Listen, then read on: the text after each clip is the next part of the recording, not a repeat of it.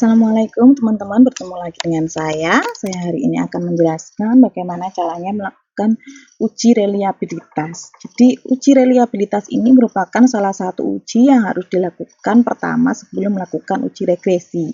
Kegunaannya untuk apa teman-teman? Gunaannya adalah untuk mengetahui apakah data yang masuk ke dalam program SPSS itu dapat diakui kepercayaannya, jadi dapat dipercaya datanya berdasarkan dari indikator atau pertanyaan yang telah diberikan oleh peneliti dalam bentuk kuesioner sebelumnya. Nah, ini merupakan salah satu data ya yang diambil oleh peneliti dari salah satu variabel. Jadi di sini ini adalah pertanyaan pertama dari variabel X ya, bisa X1, X2, X3, tetapi ini hanya satu X saja. Kemudian ini adalah pertanyaan yang kedua dari variabel X1, kemudian ini adalah pertanyaan yang ketiga, pertanyaan keempat, kelima, dan 6. Kebetulan di dalam kuesioner ada 6 pertanyaan ya teman-teman. Ya, dan di kolom yang paling kanan ini merupakan kolom total atau jumlah dari semua data dari semua pertanyaan yang diberikan di kuesioner, khususnya di X1 ya. Nanti kalau misalkan mau mengetahui uji reliabilitas dari variabel X2, teman-teman harus membuat tabel sendiri lagi ya, atau di sebelah kanannya langsung, tetapi pengukurannya itu dilakukan secara terpisah. Oke, atau ujinya dilakukan secara terpisah. Oke, langsung saja teman-teman kita melakukan uji reliabilitas ya. Untuk mengetahui apakah data yang sudah dimasukkan oleh peneliti ini dapat dikatakan dapat dipercaya angka-angkanya ya. Tidak ada angka yang di luar nalar, intinya begitu. Oke, caranya bagaimana kita masukkan adalah datanya saja teman-teman ke dalam program SPSS ya, sampai dengan total.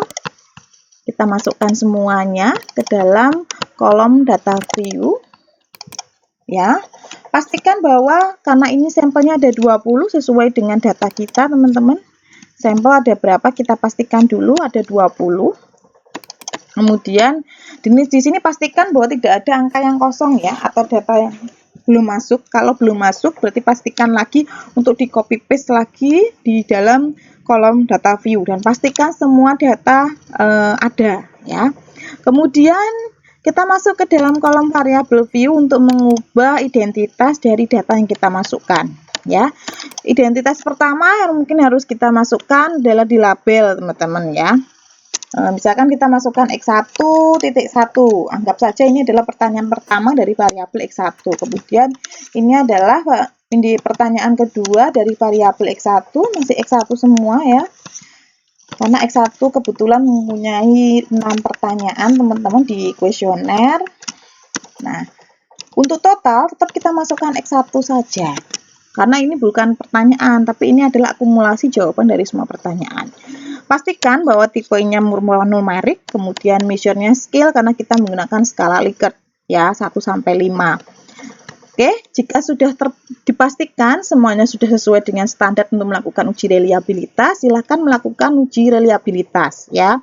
Caranya bagaimana? Kita klik menu tab analis, kemudian kita pilih scale, kita geser kanan, ambil reliability analysis. Kita copy paste semuanya ya ke dalam kolom item, termasuk sampai total teman-teman ya. Kemudian pastikan bahwa modelnya ini merupakan alfa untuk mengetahui nilai Cronbach alfanya, baru oke.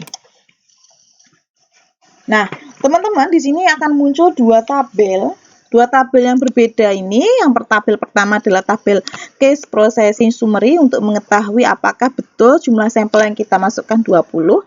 Jika nanti akan ada angka yang belum masuk atau data yang belum masuk, itu akan menunjukkan persentase akan menunjukkan kurang dari 100% teman-teman, dan itu menandakan bahwa ada data yang belum masuk sehingga kita harus mengulang kembali untuk melakukan uji reliabilitas. Nah, jika sudah 100% seperti ini berarti semua data sudah masuk teman-teman, jadi kita tinggal menunggu hasilnya.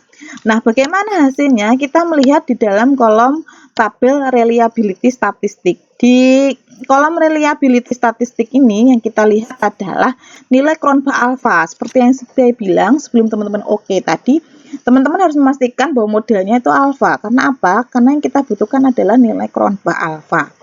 Nah, nilai Cronbach alfanya berapa? 0,744.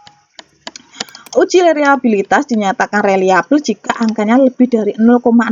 Nah, padahal di sini sudah menunjukkan angka di atas 0,6. Nah, ini menunjukkan bahwa data dari variabel X1 itu reliabel atau bisa dipercaya semuanya. Baik pertanyaan yang pertama ya, dari mulai pertanyaan yang pertama. Jadi untuk lomba alfa itu sudah meliputi semuanya, teman-teman. Jadi mulai dari pertanyaan pertama sampai pertanyaan ke-6 itu semua dapat dipercaya. Itu saja bedanya, teman-teman, dengan uji validitas sebelumnya. Saya akhiri, terima kasih. Ditunggu selanjutnya video-video selanjutnya mengenai uji-uji regresi selanjutnya. Assalamualaikum warahmatullahi wabarakatuh.